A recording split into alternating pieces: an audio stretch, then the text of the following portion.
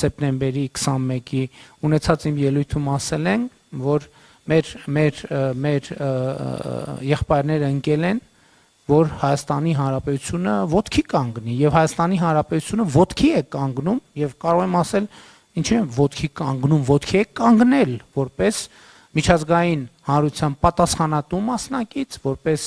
արժանապատիվ գործընկեր մեր միջազգային գերտերությունների, այդ թվում հետ Հայ Միացյալ Նահանգների հետ մենք ռազմավարական գործընկերություն ենք հաստատել Եվրամիության հետ, ռազմավարական երկխոսության ռազմավարական օրակարգն ենք հաստատել, բայց ես ուզում եմ այդ մտայնությունից էլ դուրս գանք, չէ, որովհետև մենք այնուամենայնիվ Հայաստանի Հանրապետություն է եւ Հայաստանի Հանրապետությունը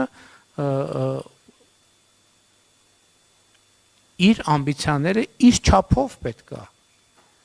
ձևակերպի